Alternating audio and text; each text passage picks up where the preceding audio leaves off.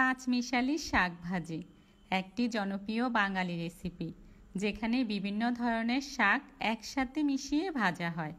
এটি একটি স্বাস্থ্যকর এবং সুস্বাদু খাবার, যা গরম ভাত বা রুটির সাথে পরিবেশন করা যায়। প্রথমেই শাকগুলো ভালো করে ধুয়ে কুচি করে নিন। এরপর শাকগুলো সিদ্ধ করে নিন। সিদ্ধ করার সময় পরিমাণ মতো লবণ মিশিয়ে নিন। এরপর গরম তেলে মরিচ এবং রসুন কুচি হালকা ভাজুন। পেঁয়াজ কুচি যোগ করে সোনালি হওয়া পর্যন্ত ভাজুন।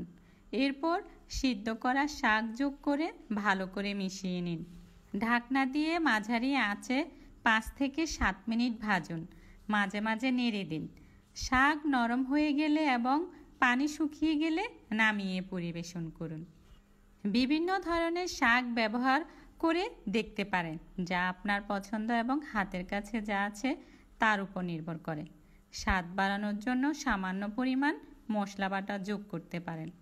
যদি ঝাল বেশি খেতে চান, তাহলে কাঁচামরিচ এবং শুকনো মরিচের পরিমাণ বাড়িয়ে দিন।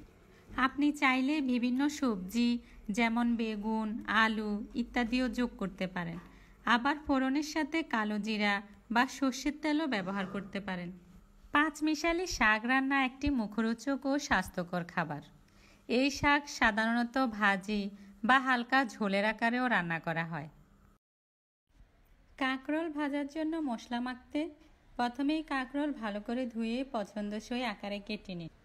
একটি পাত্রে কাঁকরোলের টুকরোগুলো নিয়ে এর সাথে হলুদ গুঁড়া, মরিচ গুঁড়া, লবণ মিশিয়ে নিন। সব উপকরণ ভালোভাবে মেখে কাঁকরোলের গায়ে মশলা লাগিয়ে নিন। কাঁকরোল তেলে ভাজার জন্য একটি প্যানে পরিমাণ মতো তেল গরম করুন। তেল গরম হলে মশলা মাখানো কাঁকরোলের টুকরোগুলো তেলে ছাড়ুন। কাঁকরোলগুলো সোনালি ও মচমচে হওয়া পর্যন্ত ভাজুন। মাঝারি আঁচে ভাজলে ভেতর থেকে ভালোভাবে সিদ্ধ হবে এবং মচমচে হবে। মাঝে মাঝে নাড়াচাড়া করুন, যাতে সব দিক সমানভাবে ভাজা হয়। ভাজার সময় আঁচ মাঝারি রাখুন, তাহলে মচমচে হবে। ভাজা হয়ে গেলে তেল ঝরিয়ে তুলে নিন। এটি ছোট বড় সবাই পছন্দ করে, বিশেষ করে মচমচে করে ভাজলে এর স্বাদ আরও বাড়ে।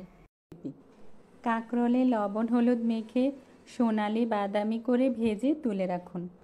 এরপর তেলে পেঁয়াজ কাঁচামরিচ হালকা ভেজে নিন। এরপর ভেজে রাখা কাঁকরোলগুলো দিয়ে দিন। মাঝে মাঝে নেড়ে দিন, যাতে সব দিক সমানভাবে ভাজা হয়। ভাজা হয়ে গেলে একটি পাত্রে তুলে নিন। গরম গরম ভাতের সাথে পরিবেশন করুন। মচমচে মজাদার কাঁকরোল ভাজি